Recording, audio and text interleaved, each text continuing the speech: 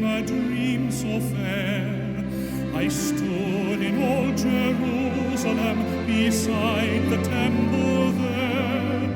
I heard the children singing, and ever as they sang, I thought the voice of angels in heaven in answer rang. I thought the voice of angels from heaven in answer rang. Jerusalem, Jerusalem, lift up your gates and sing. Hosanna in the highest. Hosanna to your King.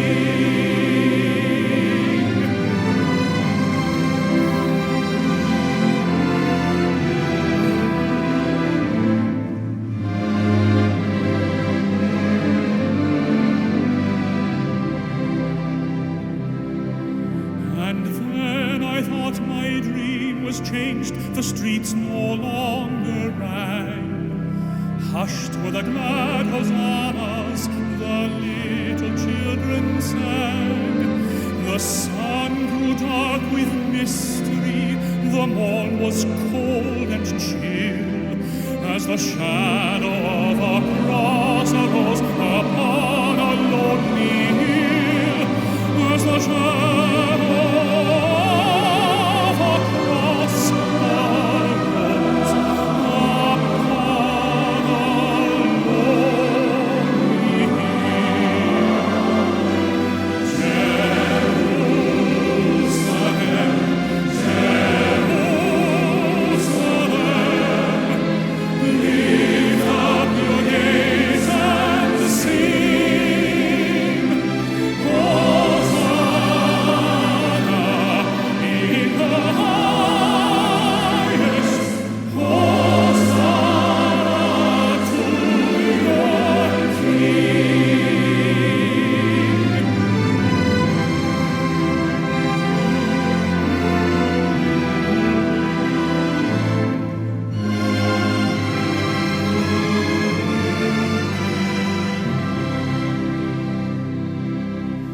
And once again the scene was changed, new earth there seemed to be.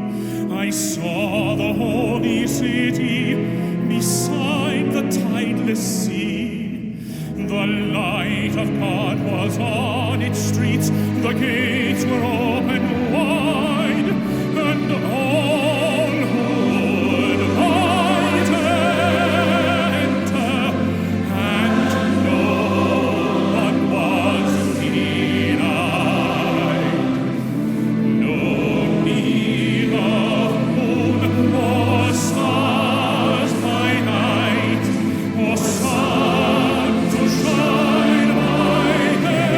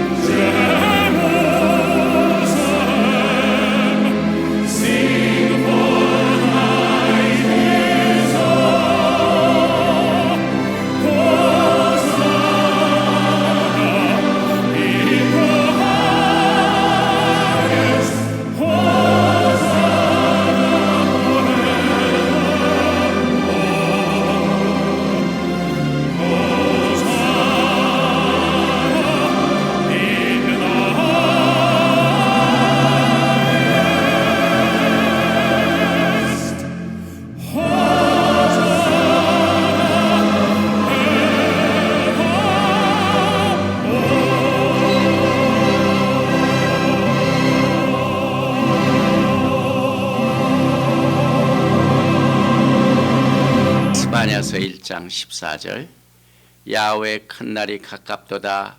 가깝고도 심히 빠르도다. 여호와의 날의 소리로다. 용사가 거기서 심히 애곡하는도다. 그날은 분노의 날이요 환난과 고통의 날이요 황무와 폐괴의 날이요 캄캄하고 어두운 날이요 구름과 흑암의 날이요 나팔을 불어 경고하며 견고한 성읍을 치며 높은 망대를 치는 날이로다. 오늘 우리가 공부하는 요한계시록 16장 일곱 대접 심판은 흑암의 권세가 진노로 임하는 그 메시지를 오늘 이 나팔 소리를 듣고 우리가 경고하며 외칩니다. 바루가타 야훼 엘로헤이누 멜레카올람 아셰르 키디샤누 베미스보타 베츠바누 리시모 콜쇼팔 만왕의 왕 만주 예수와 하마시약을 송축하며 찬양합니다. 토라의 거룩한 말씀으로 우리를 성별하여 주시고 나팔 소리를 듣는 축복의 시간을 허락하여 주심을 감사드리며 셴 예수와 하마시약 아멘.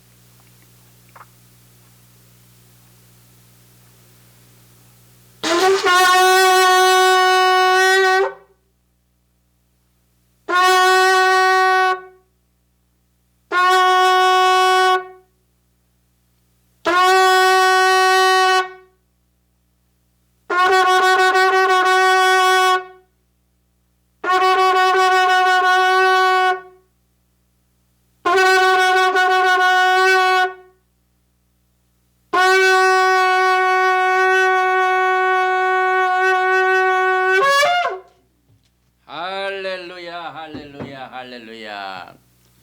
이 나팔 소리는 우리에게 경고의 메시지가 되며 또 우리를 깨우치는 메시지가 됩니다. 오늘은 그동안 우리가 공부해 오던 레위기를 마치는 시간입니다. 이번 주에는 더블 포션으로 베할 산에서 신의 산에서 그다음에 또 하나 맨 마지막 레위기의 토라 포션인 베크코타이 마이 스태튜스 내 규례 그리고 요한계시록 30번째 우리가 공부하는 주간입니다. 계시록 16장 1절에서 11절까지만 오늘은 계시록 16장이 일곱 대접 심판을 커버를 하는데 21절까지 다 커버를 못하고 이렇게 첫 번째 대접 심판, 두 번째 대접 심판, 세 번째 대접 심판, 네 번째 대접 심판, 다섯 번째 대접 심판까지만 공부를 하고 다음 주에는 여섯 대접 심판은 여러분이 잘 아시는 아마게돈 엄청난 사건이죠. 이렇게 해서 마지막 하나님의 진노가 되는 일곱 대접 심판 중에서 오늘은 5가지만 공부를 하게 됩니다. 먼저 계시록 16장 1절에서 11절 말씀을 봉독을 해드리겠습니다. 또 내가 들으니 성전에서 큰 음성이 나서 일곱 천사에게 말하되 너희는 가서 하나님의 진노의 일곱 대접을 땅에 쏟으라 하더라. 첫째 천사가 가서 그 대접을 땅에 쏟음에 짐승의 표를 받은 사람들과 그 우상에게 경배하는 자들에게 악하고 독한 종기가 나더라. 둘째 천사가 그 대접을 바다에 쏟음에 바다가 곧 죽은 자의 피같이 되니 바다 가운데 모든 생물이 죽더라. 셋째 천사가 그 대접을 강과 물 근원에 쏟음에 피가 되더라. 내가 들으니 물을 차지한 천사가 이르되 전에도 계셨고 지금도 계신 거룩하신 이여 이렇게 심판하시니 의로우시도다. 그들이 성도들과 선지자들의 피를 흘렸으므로 그들에게 피를 마시게 하신 것이 합당하니이다 하더라. 또 내가 들으니 제단이 말하기를 그러하다. 주 하나님 곧 전능하신 이시여 심판하시는 것이 참되시고 의로우시도다 하더라. 넷째 천사가 그 대접을 해 쏟음에 해가 권세를 받아 불로 사람들을 태우니 사람들이 크게 태움에 태워진지라. 이 재앙들을 행하는 권세를 가지신 하나님의 이름을 비방하며 또 회개하지 아니하고 주께 영광을 돌리지 아니하더라. 또 다섯째 천사가 그 대접을 짐승의 왕자에 쏟으니 그 나라가 곧 어두워지며 사람들이 아파서 자기 애를 깨물고 아픈 것과 종기로 말미암아 하늘의 하나님을 비방하고 그들의 행위를 회개하지 아니하더라.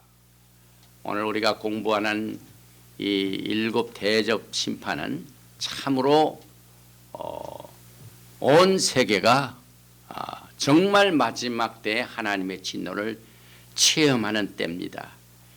먼저 우리가 이 토라 포션을 커버를 하고 공부를 이어서 하겠습니다. 오늘 토라 포션은 베할 산에서 베크코타의 내규례, 그래서 레위기 25장부터 27장 34절까지를 우리가 다 마침으로 말미암아 오늘 레위기를 끝내게 됩니다. 이 레위기 메시지는 이제 우리가 오늘 이번 주일에 공부를 하고 난 뒤에 다음 주일부터는 바미드발 5월 22일이죠. 23일 in the wilderness 광야에서 그런 뜻이죠. 민수기를 우리가 이제 공부를 하게 되는데 이 베할에 나와 있는 원어를 한번 레위기 25장 1절의 말씀에서 읽어보겠습니다. 야훼께서 시내산에서 모세에게 말씀하여 이르시되, 간단한 일곱 말씀이죠. 일곱 단어죠. 하나, 둘, 셋, 넷, 다섯, 여섯, 일곱. 여러분이 일곱 단어가 있는 토라 포션, 베레시트가 그렇죠. 여기 by the very Yahweh El Moshe Behar Sinai Lemor 말씀하시다. by the very 야훼 하나님께서 엘 모세 모세에게 말씀하여 이르시되 레몰 어디서 말씀을 이르셨냐면은 베할 산이라는 말이에요. 마운트 시나이 시내 산에서 말씀하여 이르시되 이렇게 하는데 이 베할이란 말은 올라가 하르 산 베할 이것은 in the mountain 하르는 마운트 산이죠. 처음 나온 이 창세기 7장 19절에도 물이 땅에 더욱 넘침에 천하의 높은 산이 다 잠겼더니 창세기 하나님께서 이 세상을 창조하실 적에 높은 곳까지 물이 다 잠겼더니 거기에서 산이 베할이 나오죠. 이 베할의 베이트는 집을 말하죠. 그 다음에 두 번째 글자 헤이는 계시하다. 그 다음에 레이시는 우두머리 헤드 높은. 그래서 하나님의 집에서 높은 우두머리께서 이 말씀을 계시하셨다 이렇게 볼 수가 있습니다. 이 레위기 베할에서는 하나님의 영적 사이클 이 사이클을 다루는데 사실상 신앙의 사이클은 영적 리듬을 말합니다. 그래서 하나님께서는 신앙생활을 막연하게 이렇게 하라고 우리 마음대로 그냥 놔두신 것이 아니라 하나님의 영적인 사이클을 영적 리듬으로 삼으셨는데 그 사이클의 가장 기본 단위가 샤밧입니다. 일주일을 딱 이렇게 삼으셔가지고 일곱째 날을 끝날로 이렇게 영적 리듬으로 정하셨습니다. 그리고 난 뒤에 거기에 이제 샤부옷 우리가 곧 샤부옷 오순절을 맞이하게 되죠. 그래서 7 안식일이 7번, 그래서 7, 7이 49, 오멜을 계산해 가지고 오늘이 오멜 37일입니다. 그래서 앞으로 12일, 13일만 지나면은 50일째 샤부옷 오순절 날이 되죠. 또 일곱째 달, 일곱 절기 중에서 일곱째 달 이것이 일곱 절기의 종결이 됩니다. 그리고 7년 면제해는 슈미타라고 하죠. 7번의 7안식년을 요벨, 희년이라고 말하죠. 그래서 우리는 신앙생활을 독립적으로 하는 것이 아니라, 우리가 크리스찬이로서 독립한 것이 아니라 하나님의 집, 이스라엘의 집, 야하kop의 집에 우리가 접붙임을 받아가지고 그 접붙임을 받아서 그 신앙의 영적 사이클을 접붙임 받아가지고 그 똑같은 사이클을 우리가 받아서 다시 말하면 토라의 리듬을 쫓아서 신앙생활 하도록 디자인된 이 신앙생활의 패턴을 오늘 이 베할에서 가르치고 있습니다. 헬라식의 사고방식은 사이클이 아니죠. 시클리칸이 아니죠. A에서 끝나면 Z로 끝난다. 그래서 그것으로 획일적이지만은 그러나 히브리 사상은 시클리칼합니다. 이제 쭉 7일, 7계절, 그 다음에 7절기 모든 것이 사이클입니다. 헬라의 사상은 리니어죠. 그러나 히브리 사고는 언제나 이 시크리칼합니다. 그래서 이 시크리칼한 사고 방식은 우리를 자유케 합니다. 우리에게 세컨 찬스를 줍니다. 우리가 다시 한번 회복하여 하나님의 영광을 바라볼 수 있도록. 그러나 직선적인 것은 우리를 노예로 만듭니다. 세컨 찬스를 주지 않죠. 그냥 패스트에서 쫙 비례로 끝나죠. 그러나 항상 우리가 토라를 공부할 적마다 biblical history is biblical prophecy. 과거가 미래가 돼요. 그래서 미래가 또 과거가 돼요. 이것이 시크리칼한데. 그래서 우리는 이와 같은 이 사이클을 통하여 하나님의 영광의 메시지를 통하여 우리에게 자유를 주시며 우리가 패스오브를 시작으로 해서 이제 우리가 오순절을 향하고 있죠. 50일 후에 오늘이 37일째입니다. 그래서 이 자체가 패스오버에서 그냥 끝나는 것이 아니라 계속해서 오순절 샤브엇을 통하여 이렇게 우리가 시크리칼하게 이것을 훈련시킴으로 말미암아 우리의 영적인 향상을 또 발전을 이룩하게 하십니다. 오늘 우리가 공부한 이 레위기 25장 1절은 7단으로 되어 있죠. 그런데 똑같이 창세기 베레시트 바라 엘로임 엣 하샤마임 베엣 하아렛 이것도 정확하게 7단으로 되어 있고, 오늘 레위기 25장에서도 바이다 벨 야훼 엘 모셰 베할 시나이 레몰 이것도 7단으로 돼 가지고 시크릿하는 것을 우리에게 가르치고 있습니다. 하나님께서는 창조하신 뒤에 7일째 쉬셨죠. 하나님께는 7째 날을 안식일로 정하셨죠. 또 이스라엘 땅에 7 소산물이 있죠. 밀과 보리의 소산지요, 포도와 무화과와 석류와 감람들의 나무와 꿀의 소산지라.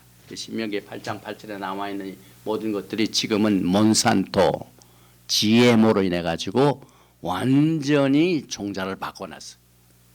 그래서 안전하지가 않죠. 그러나 하나님께서 원래 오리지널하게 주신 밀과 보리, 포도, 무화과, 석류, 감람, 꿀 이런 것들은 우리에게 유익하고 우리의 육신의 생명을 주기 위하여 하나님께서 7 소산물을 땅에 주셨고 또 7 절기의 축복을 주셨고 7째 달에 로시하샤나 속죄절의 대제사장이 지성소에서 피를 7번 뿌립니다. 오순절까지 7주 오멜을 계수하죠. 그래서 오늘이 오멜 37, 37이죠. 6월절과 초막절은 7일 동안 지켜지고 매 7년마다 슈미타이어 안식년, 안식년의 7 사이클 후에는 요벨 희년이죠. 그 다음에 성소의 메노라는 7 등잔이죠. 7 등잔. 하나님께서는 여러 것을 통하여 시크릿 하는 것을 우리에게 가르쳐 주셨습니다. 또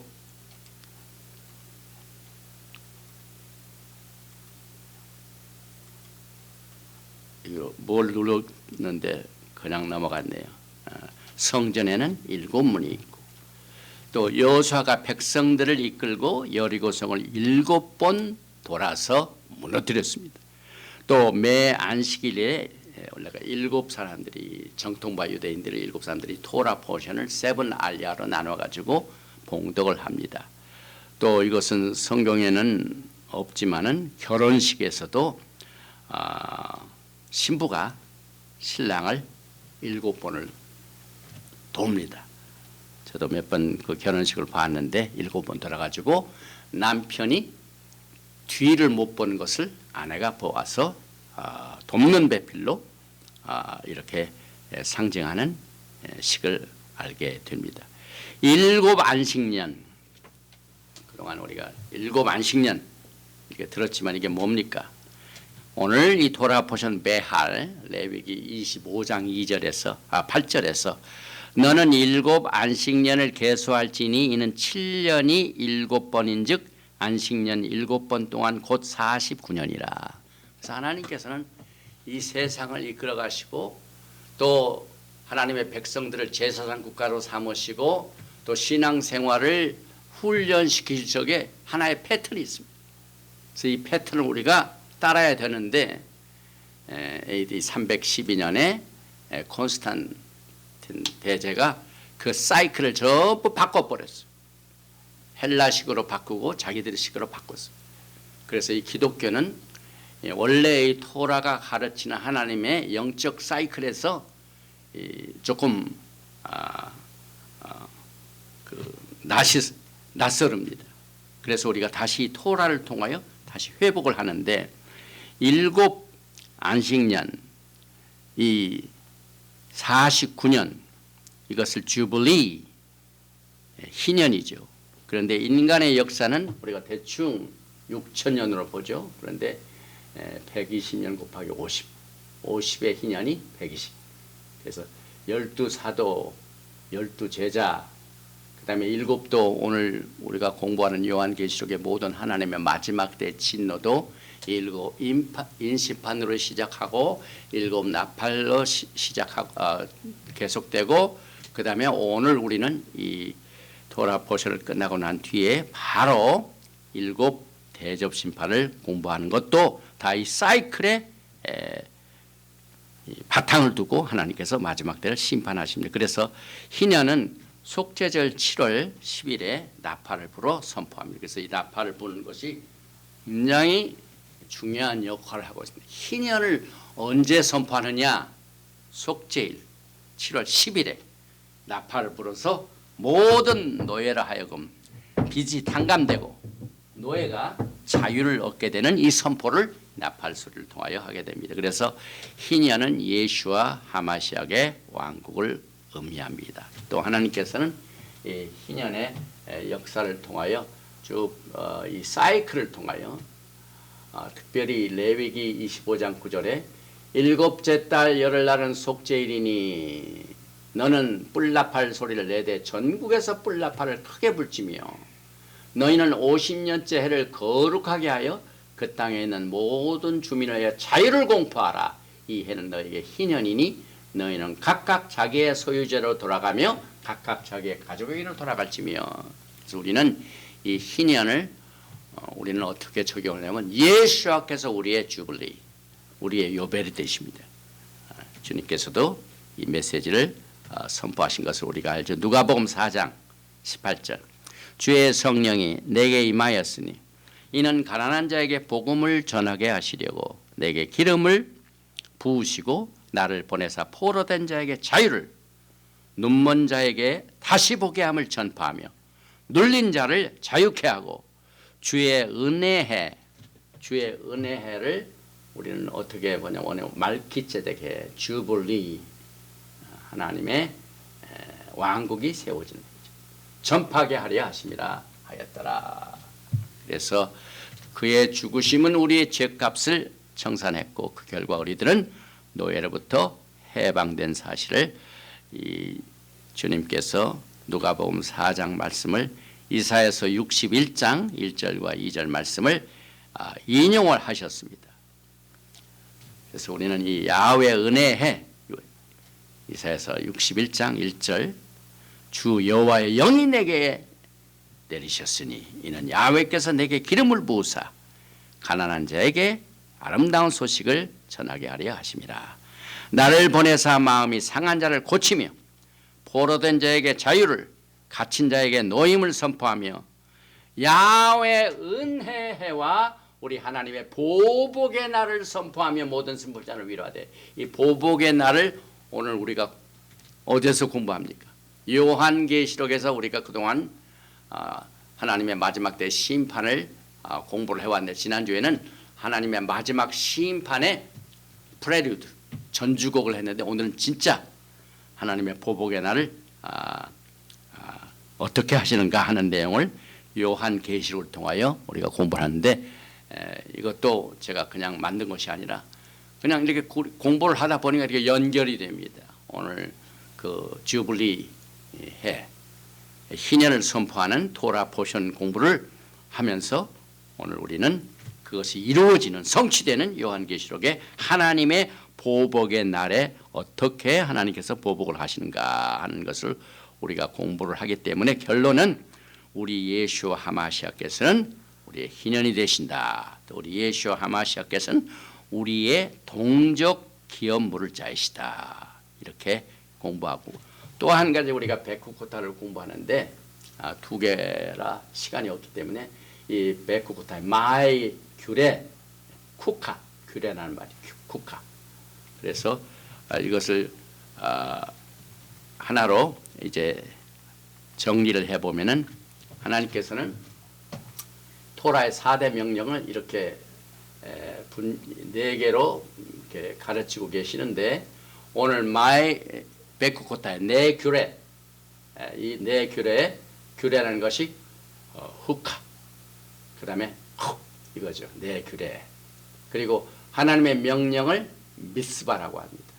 그 다음에 법도를 미슈파트라고 규례는 쿠카 그 다음에 토라 이것은 지시사항 이 네 가지가 하나님께서 우리에게 그 신앙을 이끌어 주시는 패턴으로 주신 여러 가지 모형인데 이것을 우리가 분류를 해 봤습니다. 이제 요한계시록을 보면은 그동안 우리가 공부해 왔던 심판의 이제 끝을 종결을 맺는 대접 심판을 우리가 지금 공부를 하고 다음 주까지 이것을 마치게 됩니다.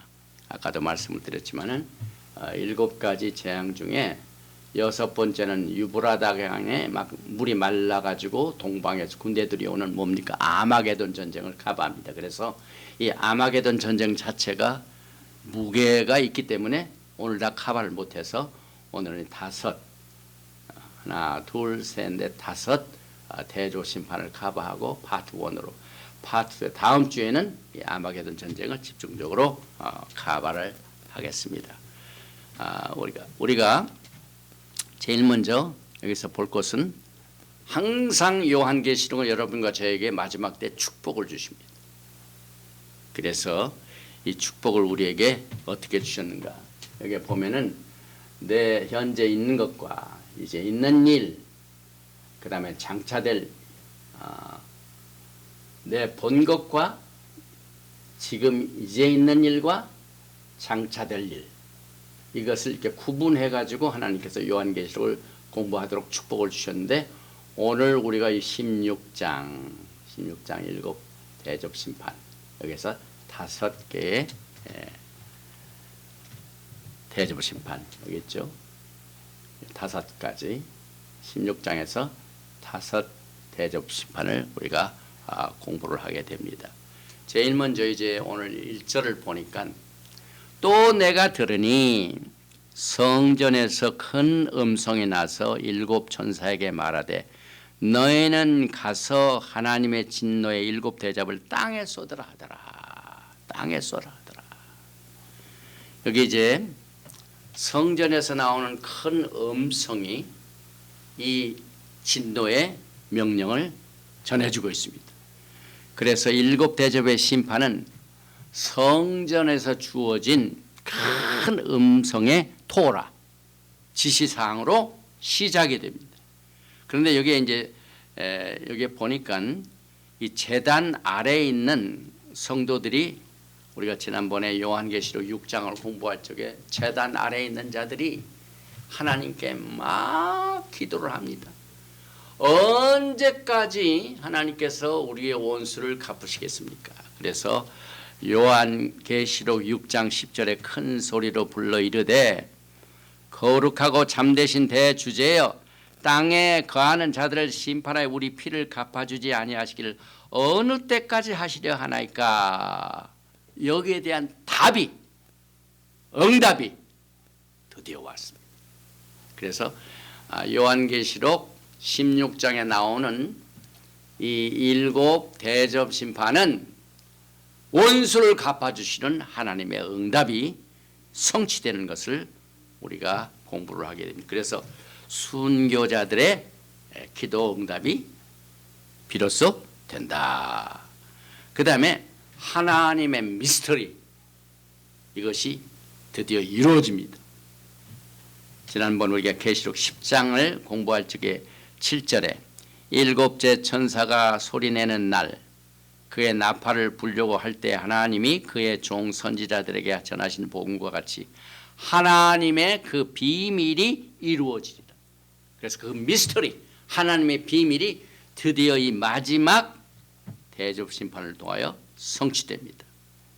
또 계시록 16장 17절을 보면은 일곱째 천사가 그 대접을 공중에 쏟음에,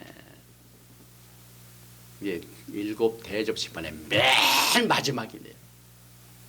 그래서 공중에 딱 쏟음에 큰 음성이 성전에서 보좌로부터 나서 It is done. 되었다. 뭡니까? 모든 하나님의 심판이 이것으로 끝나게 됩니다. 그렇기 때문에 이 요한계시록 16장에 나오는 이 일곱 제단은 여러 가지 의미가 있습니다. 그래서 그 개요를 보면은 이 도표에 처음에 대접은 목표가 있습니다. 그 대접의 진노를 어디에 쏟느냐에 따라서 그 붙는 곳이 심판을 받습니다. 그래서 첫 번 대접은 땅에, 두 번째 대접은 바다에, 세 번째 대접은 강과 모든 샘물, 넷째 대접은 해에다가, 다섯 번째 대접은 짐승의 보좌, 적 그리스도의 시스템 위에다가, 그 다음에 다음 주에 우리가 공부하게 될 여섯 번째 대접은 유브라데 강이 딱 마르게 됩니다.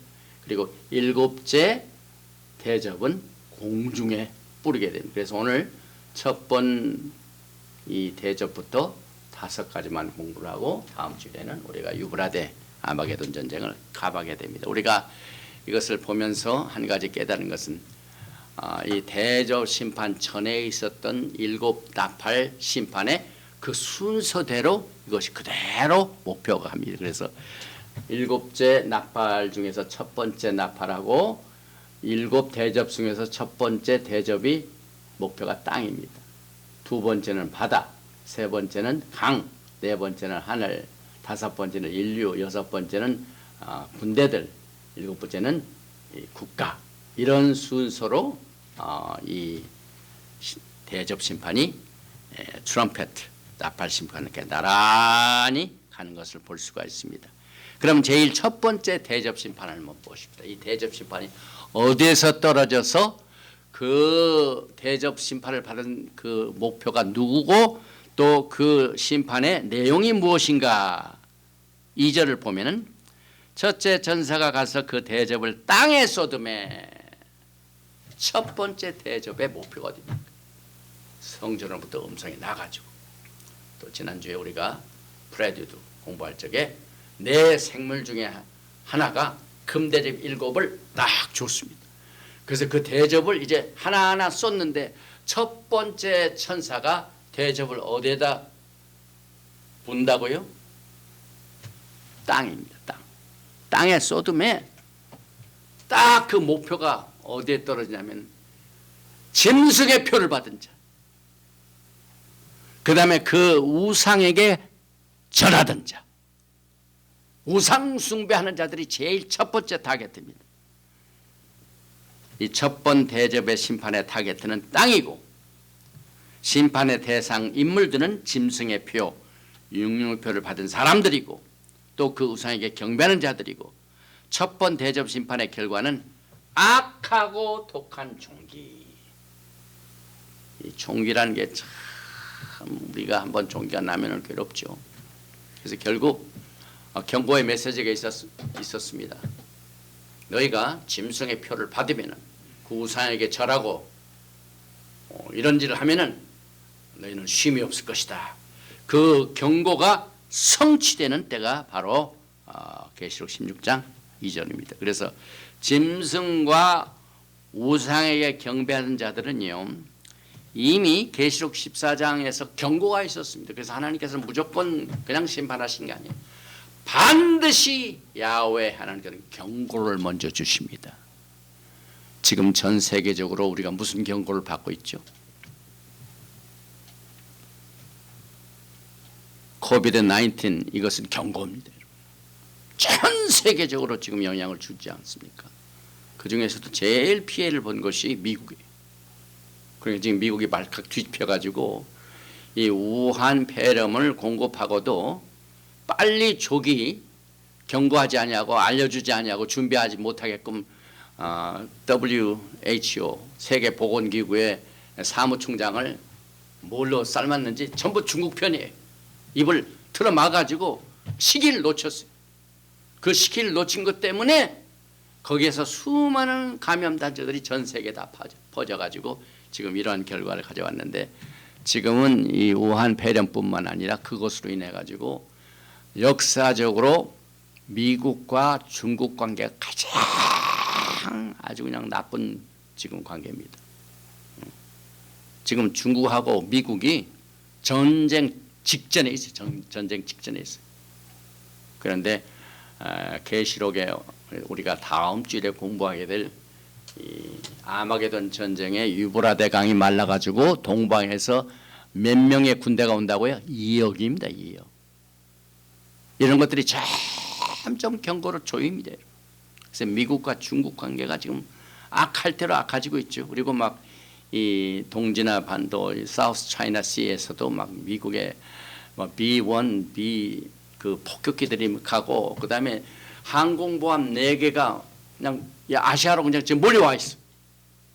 대만과도 그렇고. 그래서 이 중국과의 관계가, 또 지난 주간에는 트럼프 대통령이 중국과의 관계를 끊어버리겠다.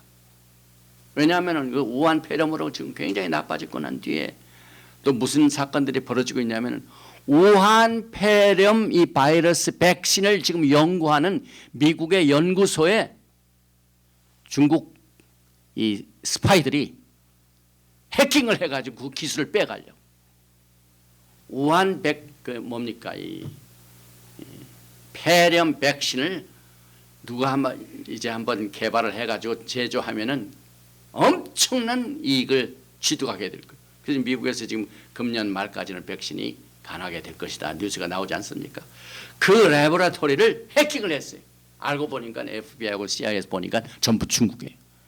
그런 데가 University of Arkansas의 대학에서 이 전자 그 특별한 그 특기를 가지고 있는 교수 한 분이 나사하고 중국 정보를 왔다 갔다 하면서 그동안 연구를 해서 스파이 노릇했어요.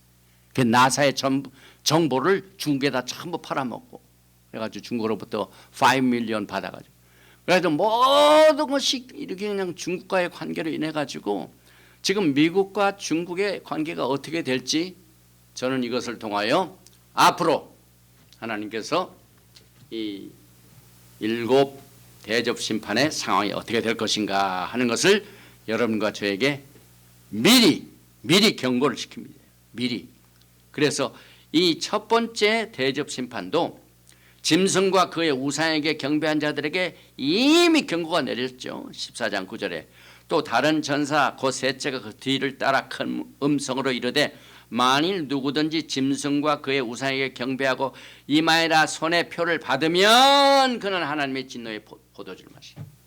그래서 이 성경의 진노가요, 그냥 뭐 실효가 없는 것 같지만은 반드시 이루어집니다, 여러분. 사람들이 만드는 전통 이것은 변합니다. 뉴스도 매일 변합니다. 사건도 변합니다. 그러나 한 가지 변하지 않은 것은 여러분과 제가 지금 공부하고 있는 하나님의 말씀입니다, 여러분. 이 하나님의 말씀을 붙들고 끝까지 견디는 자는 하나님의 말씀이 살기 때문에 그것을 붙든 사람도 삽니다. 이와 같은 영적인 원리입니다. 이 마지막 때 어디에다 의지를 하느냐. 이 세상에 의지하면은 명예나 재산 이런 것들에 의지하면 그것이 이제 바벨론이 망하지 않습니까? 그 망할 때 같이 망하게 됩니다. 그래서 망하지 않는 곳에 우리가 커넥션을 가져야 돼요. 그래서 짐승과 그의 우상에게 경배한 자들도 그대로 심판을 받고, 이 악한 종기는 이미 다섯째 대접 심판 때도 또 나옵니다. 그러니까 첫 번 대접 심판에도 악하고 독한 종기가 있고, 다섯째 대접 심판 때에도 또 아픈 종기가 나옵니다.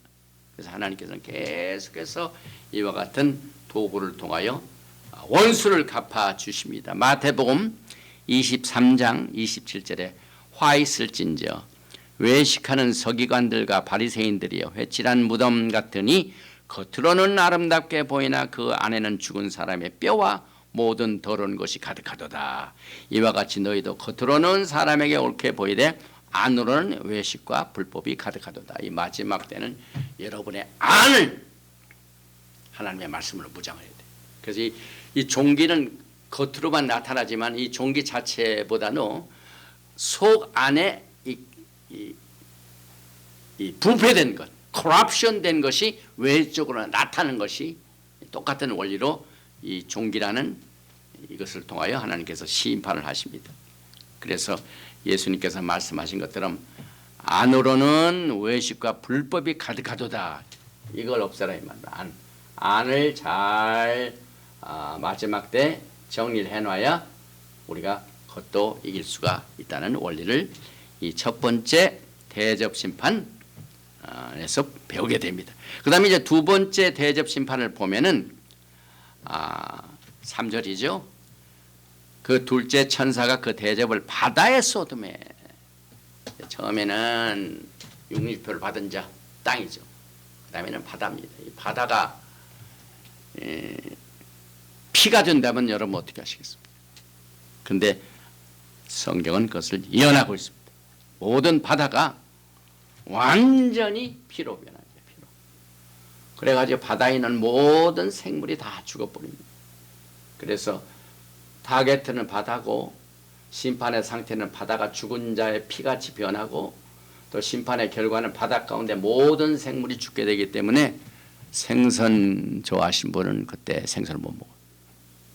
이 바다 내에 있는 모든 생물, 그러니까 그 심판이 임하기 전에 있는 동안 여러분 열심히 하나님께서 주시는 깨끗한 바다에서 오는 이 생선구이를 잘 엔조이 하시고 이런 때를 맞이하면 안 됩니다. 그래서 전 세계 물고기가 멸망을 당하게 되고, 그런데 이것은 여기서 끝나는 것이 아니라 과거에 어디서도 경고를 하셨습니다. 하나님께서 애굽의 10가지의 재앙 중에 첫 번째 재앙이 뭡니까? 첫 번째 재앙. 그 강, 나일강. 애굽의 첫 번째 재앙이 붉은 피로 변했습니다. 출애굽기 7장 20절에 모세와 아론이 야훼께 명령하신 대로 행하며 바로와 그의 신하의 목전에서 지팡이를 들어 나일강을 치니 그 물이 다 피로 변하고, 그래서 토라는 과거의 역사로 끝나는 것이 아니라 그 역사가 뭐가 된다고요?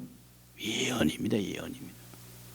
그래서 고린도전서 10장을 보면은요, 하나님께서 이 이스라엘 백성들이 당했던 모든 일들이 역사에서 그냥 헬라식으로 그냥 과거는 그냥 끝나는 것이다. 획일적으로 리니어 사고방식으로 끝나는 것이다. 이제 더 이상 없다. 그게 아닙니다. 반드시 다시 옵니다. 여러분. 교훈입니다. 그래서 사도 바울이 말세를 만난 우리들에게 거울이 되고 경계가 되게 하여 이 메시지를 주셨다. 그래서 이 마지막 때 우리가 이 토라 공부를 통하여 과거의 역사를 통하여 미래의 예측을 우리가 배우게 됩니다. 그 다음에 이제 세 번째 대접 심판은 대상이 어디입니까? 바다뿐만 아니라 호숫가, 강, 이 모든 물의 근원, 이것이 전부 피로 변합니다. 이미 셋째 나팔 심판 때 3분의 1의 샘 근원이 파괴됐죠. 그런데 그 강과 물 근원도 피가 되더라. 셋째 천사가 그 대접을 강과 물 근원에 쏟음에 피가 되더라. 특별히 이 피의 그 교훈은 제단 밑에서 순교당한 백성들이 자기의 원수를 갚아달라고 막 울부짖을 적에 그 원수를 하나님께서 갚아주는데 어떤 방법으로 갚아주냐면은 이 세상의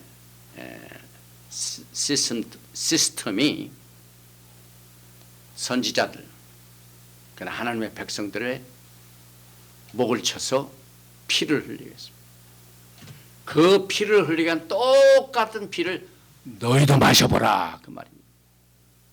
그래서 강물을 피로 변하게 하고 바다를 피로 변하게 해가지고 그 피를 흘린 자로 하여금 그 피를 마실 수 있도록 이렇게 원수를 갚아주십니다. 그래서 그 심판이 있을 때 계시록 14장 5절과 6절은 무엇 때문에 하나님께서는 물과 샘물 근원과 바다와 강에 물을 모두 피로 변하는가 하는 그 이유를 설명하고 있습니다. 계시록 14장 5절과 6절에 내가 들으니 물을 차지한 전사가 이르되 전에도 계셨고 지금도 계신 거룩하신 이여 이렇게 심판하시니 의로우시도다. 그들이 성도들과 선지자들의 피를 흘렸으므로 그들에게 피를 마시게 하신 것이 합당하나이다. 하나님께서는 합당하신 분이시죠. 그러니까 피를 흘린 자를 피로 하나님께서 갚아주십니다. 그래서 이 계시록 6장 9절에 나와 있는 이 다섯째 인을 떼실 때 내가 보니 하나님의 말씀과 그들이 가진 증거로 말미암아 죽임을 당한 영혼들이 제단 아래서 울부짖는 기도가 여기에서 응답이 되었습니다. 이 제단과 또 이 제단에서 선포가 있었습니까? 계시록 16장 7절에 이 세 번째 이 대접 심판 때 또 내가 들으니 제단이 말하기를 제단에 믿던 성도들이 그 응답을 받고 또 제단이 말하기를 그러하다 곧 전능하신 이여 심판하신 것이 참되시고 의로우시도다. 그래서 마지막 때 하나님께서 심판하신 것은 아주 의로우시고 참되시다 하는 것을 강조하고 있습니다. 네 번째 대접 심판 한번 보십시다. 넷째 천사가 그 대접을 해 쏟음에 해가 권세를 받아 불로 사람들을 태우니 사람들이 크게 태움에 태워진지라. 이 재앙들을 행하는 권세를 가지신 하나님의 이름을 비방하며 또 회개하지 아니하고 주께 영광을 돌리지 아니하더라. 네 번째 대접이 어디에 부어졌다고요? 태양입니다. 이 태양은 만약에 이 지구에 태양빛이 없으면 모든 것이 생명을 잃어버립니다. 이 빛으로 말미암아 하나님께서 원래가 빛이시기 때문에 이 태양의 이것이 모든 생물의 근원이 됩니다. 그래서 이 태양이 없으면은 생명을 잃어버립니다. 그런데 하나님께서는 네 번째 심판에서 타겟가 해입니다. 그런데 과거에 이제 그 해의 일부가 빛을 잃어버리는 심판도 하셨지만은 이 네 번째 대접 심판 때는 그 해의 기능을 더 확장시킵니다. 지금의 태양에서 더 큰 화력을 그때 네 번째 대접 심판을 통하여 이렇게 집행하시기 때문에 그 해가 얼마나 뜨겁든지 해가 권세를 받아가지고 사람들을 불러 태웠다고 그러죠. 그러니 얼마나 처절한 사건이 앞으로 이루어지게 될 것인가를 우리에게 지금 이 말씀을 통하여 경고하십니다. 그런데 이 사람들이 그냥 그 태양빛이 사람을 태워 죽이니까 이 심판이 하나님께로부터 왔다 하는 것은 인정을 합니다. 그러면서도 그럼 하나님께서 이 해로 말미암아 사람들을 불러 태워 죽이는 힘을 이렇게 집행하시는 것을 하나님이 하신 것을 믿으면 그때 태움 받는 사람들이 하나님 앞에 어떻게 해야 됩니까? 회개를 해야지요. 하나님 앞에 납작 낮아가지고 하나님 앞에 범죄한 것을 회개해야 되는데 사람들이 어떻게 됩니까? 아주 뜻밖의 일들이 벌어지죠. 오늘 9절 말씀에 보니까 사람들이 크게 태움에 태워진지라 이 재앙을 행하는 권세를 가지신 하나님의 이름을 비방하며 해를 지으신 하나님을 비방을 합니다. 또 회개하지 아니하고 주께 영광을 돌리지 아니하더라. 우리는 언제나 제일 먼저 신앙생활에 주를 이루는 내용이 언제나 하나님 앞에 회개하고 다시 회복하고 회개하고 다시 회복, 이게 사이클이지 않습니까? 그런데 여기 이제 마지막 때 사람들이 얼마나 악한지 심판을 받고도 회개를 안 합니다. 회개. 왜 회개를 안 할까요? 회개의 영이 떠난 거죠. 우리가 살면서도 우리가 어떤 사람 저 사람은 정말 악한 사람이다. 회개할 줄을 모른다. 사실 회개할 수 있는 능력을 가진 분들은 복을 받은 사람이에요. 왜냐하면 그 회개가 살리는 길로 인도해 줍니다. 그런데 마지막 때는요, 불로 태움을 바꿔가지고 지글지글 햄버거가 타듯이 스테이크가 타듯이 그냥 태양불로 사람들이 그냥 지글지글 사람 타는 냄새가 얼마나 악하겠습니까? 그럼에도 불구하고 하나님의 이름을 막 회방하고 비방하고 회개치 아니하고, 그래서 인간은 채찍으로 되는 게 아니에요. 긍휼과 자비요 은혜입니다. 왜 하나님께서 예수 그리스도를 이 땅에 보내셨습니까? 이 세상을 그냥 심판으로만 끝나는 것이 아니라 하나님께서 은혜를 통하여 회개케 하시고 회개케 함으로 말미암아 우리로 하여금 하나님께로 다시 돌아올 수 있도록, 그래서 이 하나님의 마지막 때 은혜가 얼마나 중요하다는 사실, 또 우리가 회개할 수 있는 기회가 있다는 것이 얼마나 큰 축복인 것을 다시 한번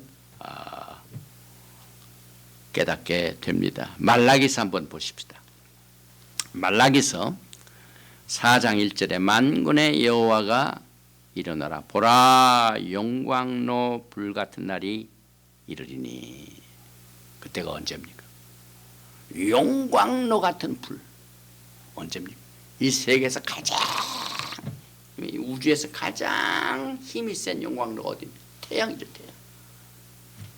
이 말라기서 4장 1절은 요한계시록 16장에 나와 있는 네 번째 대접 심판. 그 대접 네 번째 천사가 그 대접의 심판을 태양에 갖다 부으니까 그 태양이 더 뜨거워져서 사람들을 태웁니다. 말라기서 4장 1절의 예언이 성취됩니다. 그래서 용광로 불같은 날이 이르리니 계시록 16장에서는 이르렀습니다. 교만한 자와 악을 행하는 자는 다 지푸라기 같을 것이라. 지푸라기가 뭡니까? 그냥 타서 없어지는 것이죠. 그 이르는 날에 그들을 살라 그 뿌리와 가지를 남기지 아니하는 것이라. 뿌리와 가지까지 그냥 전부 남기지 아니하고 무서운 심판이죠. 그래서 이 요한계시록의 메시지는 여러 군데 메시지의 성취입니다. 거의 그 애굽에서 나와 있는 10가지 재앙들이 마지막 때에 계시록에 나오는 7 인심판, 7 나팔심판, 7 대접심판의 성취입니다. 그래서 이 과거에 우리가 토라를 쭉 공부하면은 마지막 때 일들의 패턴이 쫙 보입니다. 그리고 이스라엘 백성들이 애굽에 있을 뿐만 아니라 또 바벨론에 잡혀가지 않습니까? 그게 역사입니다. 여러분, 사람의 인간의 역사가 여러분과 저에게 전부 예언을 가리키고 있습니다. 그래서 이 하나님께서 이 마지막 때 해야 될 일을 우리가 요한계시록을 공부할 적에 어디에 바탕을 둔다고요? 오늘 레위기 25장 1절에 베할 산에서 하나님의 영적 사이클을 가리키는 그 25장 1절의 히브리 단어가 딱 7개, 7단어죠. 조금 전에 봤죠 우리가. 창세기 1장 1절도 7단어죠. 그래서 4번째 단어 알렙탑, 6번째 단어 알렙탑이 뭡니까? 나는 알파와 오메가요, 처음과 나중이라. 히브리 말로 아니 알레프 앤 탑. 나는 알파 오메가. 그 말씀 어디서? 요한계시록 하시지 않습니까? 그러므로 우리가 이 토라를 바탕으로 요한계시록을 공부하는 것은 굉장히 필수적인 뜻을 가지고 있습니다. 이렇게 이제 우리가 이제 첫 번째 대접 심판, 그 다음에 두 번째 대접 심판, 세 번째, 네 번째 있고 난 뒤에 이제 계시록 16장 10절, 11절에 다섯째 대접 심판이 나옵니다.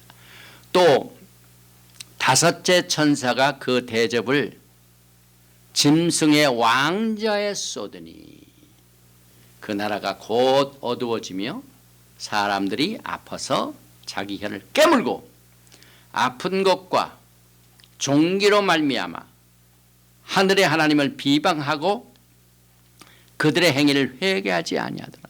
조금 전에도 네 번째 심판 때에도 사람들이 태양불로 지글지글 햄버거 굽듯이 그냥 죽어나가는데 그냥 뿌리까지 그러는데 회개를 안 해요 사람들이. 다섯 번째 대접심판도 마찬가지입니다. 이번 타겟는요 특정한 것입니다. 첫 번째 대접심판도 특정한 것이죠. 첫 번째 대접심판이 누굽니까? 짐승과 짐승의 표를 받고 짐승의 우상에게 경배하는 자들, 우상 숭배하는 자들. 그러니까 하나님께서 우상 숭배를 얼마나 싫어하십니까? 마지막 대접 심판 때 제일 첫 번째 타겟가 짐승의 우상에게 절하는 자입니다. 그런데 다섯 번째 대접 심판을 보니까 그 짐승의 우상 본인 자체인 짐승의 왕좌입니다. 짐승의 보좌입니다. 그러니까 적그리스도의 시스템, 이것이 다섯 번째 대접 심판의 타겟입니다. 그래서 그 짐승의 왕자에 쏟으니까 효과가 어떻게 나타난다고요? 막 어두워지고 나라가 어두워지고 새까맣게 어둠이 되고, 과거에 하나님께서 애굽을 심판하실 적에 그런 일도 있었죠. 우리가 이제 살펴보면서 보십시다. 일단 심판의 타겟는 특정한 곳입니다. 짐승의 왕자. 그 다음에 그 나라가 어두워지며 사람들이 아파서 자기 혀를 깨물고 막 괴로워하는 모습입니다. 여기서 볼 적에요. 첫째, 아홉째 재앙과 다섯 번째 나팔 심판은 비슷합니다. 다섯째 대접 심판의 어둠이 과거에 아홉째 이 나팔 심판 때 여기에 보니까 그 어둠이 나왔었는데, 오늘 우리가 공부하는 다섯째 대접 심판의 어둠은 전 세계적인 것이 아닙니다. 과거에 애굽에서도 그런 일이 있었죠.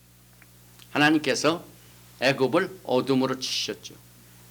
그런데 이스라엘 백성들이 있었던 곳이 어디입니까? 고센 지방은 빛이 있었어요. 그러니까 다섯 번째 대접 심판 때는 다른 데는 빛이 있을 수 있지만 특별히 적그리스도의 왕좌 시스템, 그러니까 첫째는 적그리스도의 보좌가 있는 곳, 그 다음에 두 번째는 적그리스도의 나라 시스템입니다. 그 사람들. 그래서 과거에 출애굽기 10장에 보니까 21절에 야훼께서 모세에게 이르시되 하늘을 향하여 내 손을 내밀어 애굽 땅에 흑암이 있게 하라. 곧 더듬을 만한 흑암이리라. 모세가 하늘을 향하여 손을 내밀매 캄캄한 흑암이 3일 동안 애굽 온 땅에 있어서 그동안은 사람들이 서로 볼 수 없으며 자기 젖에서 일어나는 자가 없으되 온 이스라엘 자손들이 거주하는 곳에는 빛이 있었더라. 하나님의 은혜입니다. 이게 하나님께서는 굉장히 차별을 하시죠. 요즘 뉴스들 보면 무슨 성차별 없애는 무슨 법을, 하나님은 차별하십니다. 여러분, 오늘 진노를 마지막으로 대접 심판할 적에 우상에게 절한 자들하고 절한 자들 그냥 패스하시지 않으셨죠. 반드시 차별하신다. 여러분, 하나님이 심판을 하십니다. 그래서 하나님께서는 의로우신 하나님이기 때문에 분별 있게 우리가 이 메시지를 통하여 하나님의 속성이 무엇인가를 우리가 공부하게 됩니다. 그래서 애굽의 9번째 재앙과 5번째 나팔 심판을 오늘 우리가 공부하는 이 대접 심판에서 연결을 짓게 됩니다. 그래서 과거에는 하나님의 백성들이 있는 곳에는 환하게 비치고 집중적으로 하는 것처럼 이 마지막 5번째 대접 심판에도 오직 이 왕국의 백성들에게 보니까 이게 짐승의 왕자가 있죠. 그 다음에 그 나라가 있죠. 그리고 나라에 속한 사람들이 완전히 어두움으로 심판을 받아가지고 앞을 보지 못합니다. 그러니까 뭐 그때 앞에 안 보니까 뭐 프레쉬 굉장히 필요하겠죠. 이게 사람 그 다음에 종기가 또 옵니다. 사람들이 아파가지고 자기의 혀를 깨물고 종기가 또 나옵니다. 종기가 아픈 것과 종기로 또 하늘의 하나님을 비방하고. 그러니까 이 인간은요 회초리 가지고는 안 돼요. 아무리 때려도 말을 안 들을 사람들이 하나님을 비방합니다. 그래서 그들의 행위를 회개하지 아니하더라. 이 마지막 때의 특징입니다. 여러분과 저는요 주님 오시는 그날까지 우리가 이 배할 산에서 영적 사이클이죠. 항상 하나님의 백성들은 들어온 거 있으면 나가게 하고 죄를 지었으면 회개해야 되고 항상 영적 사이클이 있습니다. 그래서 이 회개하는 것을 우리가 귀중히 여기고 마지막 때는 회개를 하고 싶어도 회개를 못해요. 회개의 영이 안 나오기 때문에 회개의 영을 하나님께서 거두시면 회개할 수가 없습니다. 그러면 회개하지 못하면 구원도 못 받고 그 다음에 회복이 안 됩니다. 이 마지막 때의 특징이 여기에서 사람들이 회개를 하지 아니하더라. 아주 심각한 내용을 우리가 보게 됩니다. 그래서 여러분과 제가 오늘 이제 공부하는 것은 여기서 마칩니다. 왜냐하면 6번째 대접 심판은 아마겟돈을 제가 집중적으로 가발하겠습니다. 그 다음에 이제 7번째 대접 심판을 마지막에서 우리가 공부를 하게 되는데 정리를 해보면은 제가 이 도표를 어제 만들었습니다. 또 이 대접 심판의 심각성과 목표와 그 대접 심판의 타겟 내용들이 분명히 나와 있기 때문에 정리를 해보고 결론으로 삼습니다. 첫 번째 대접 심판의 타겟가 땅이죠. 계시록 16장 2절입니다. 그러면은 이 땅에 누구를 목표로 하고 있습니까? 짐승의 표를 받은 사람과 우상 숭배자, 육룡표를 받은 자. 첫 번째 타겟은요. 어떻게 심판하시면 악하고 독한 종기. 악하고 독한 종기. 여기에서 5번째 조금 전에 공부했던 다제시마도 아픈 것과 종기 똑같은 거죠. 그 다음에 2번째 대접 심판은 바다입니다. 온 세계 바다에 그 물을, 바다의 물을 피로 변하게 하니까 그 바다에 있는 모든 생물, 그러니까 하나님께서 지금 좋은 때를 주셨을 때 감사하고 생선 좋아하시는 분들은 지금 엔조이 하시기 바랍니다. 무서운 세상이 옵니다. 피로 변해 모든 생물이 죽습니다.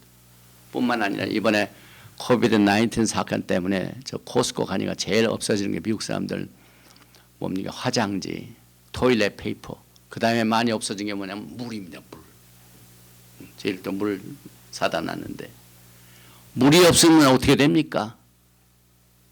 사람이 죽습니다, 여러분. 세 번째 대접심판 물. 강과 물입니다, 여러분. 강과 물이 계시록 16장 4절에서 7절에 모든 물이 되는 근원을 피로 변해 가지고 코스코에 가서 살 물도 없습니다. 그냥 목마르 미치는 거죠, 아주. 사람의 목마름이. 그 다음에 네 번째 심판은 목표가 해입니다. 해에다가 대접을 부으니까 그 해가 더 큰 에너지를 발산해가지고 그 땅에 있는 사람들한테 막 불로 사람을 그 태양이 태웁니다. 그런데 그 지글지글 사람들이 태양빛에 타서 죽는 상태에서 하나님의 이름을 비방하고 회개치 아니한다. 그 다음에 다섯 번째 짐승의 왕자, 계시록 16장 10절에서 11절 말씀, 짐승의 나라, 그 시스템, 이것을 하나님께서 심판하시고 그곳만 어두워지고 또 사람들이 아픈 것, 종기로 말미암아 고통을 당하면서 하나님을 비방하고 회개치 아니하는 것을 오늘 우리가 가발을 했습니다. 아버지 하나님, 오늘 우리가 요한계시록 16장 1절에서 11절 말씀을 통하여 공부한 하나님의 마지막 진노 다섯 번째 대접 심판을 우리가 끝으로 지금 이 시간 우리에게 적절한 태양을 주시고 깨끗한 바다를 주시고 또 생수를 주시고 생선을 먹게 하시고 정상적인 삶을 살 수 있는 이 은혜의 기간을 귀중히 여길 줄 아는 회개의 영이 내리게 하여 주시옵소서. 이제 앞으로 하나님께서는 반드시 경고하신 그 내용을 집행하시는 때가 온다는 사실을 오늘 계시록 16장을 통하여 배우게 됩니다. 아버지 하나님, 우리는 알든지 우리가 모르는 사이에 우상을 숭배했던 죄가 많았습니다. 또 짐승을 숭배했던 죄가 많았습니다.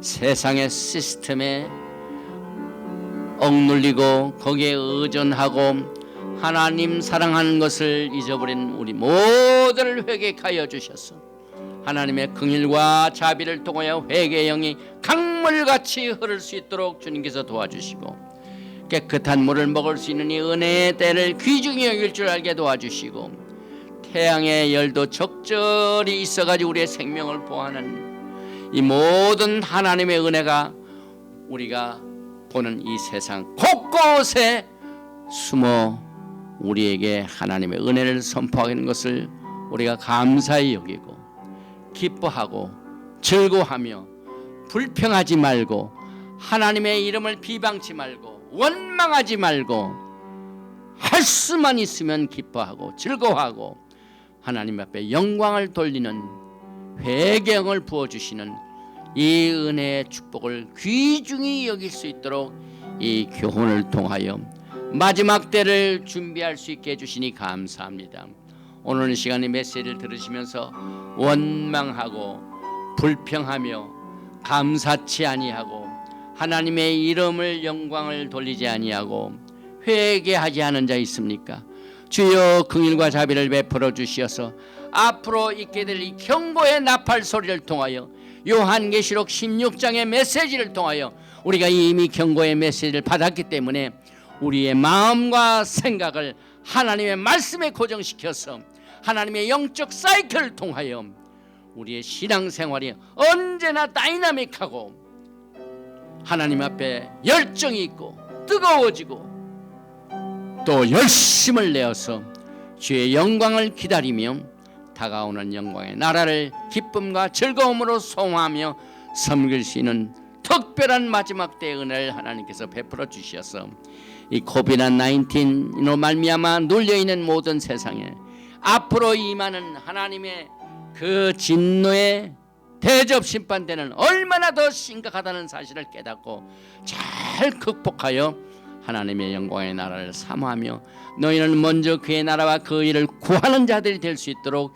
이 메시지를 통하여 우리를 깨우쳐 주시고 회개하여 주시고 우리를 인도하여 주시어서 깨끗하고 정결한 그리스도의 신부로 단장시켜 주님을 영광 중에 신랑으로 맞이할 수 있는 마지막 때 위대하신 축복으로 함께하여 주시옵소서. 예베레 헤카 야훼 베이시메레카 야엘 야훼 파나바엘 레이카 비코네카 이사 야훼 파나바엘 레이카 메야셈네카 샬롬. May Yahweh bless you and keep you. May Yahweh make his face to shine upon you and be gracious to you. May Yahweh lift up his countenance upon you and give you shalom. 야훼 하나님께서 내게 복을 주시고 너를 지키시기를 원하시며 야훼 하나님께서 내게 얼굴을 비치사 은혜 베푸시기를 원하시며 야훼 하나님께서 내게 얼굴을 향하여 드사 평강 주시기를 원하노라 할지니라 하라.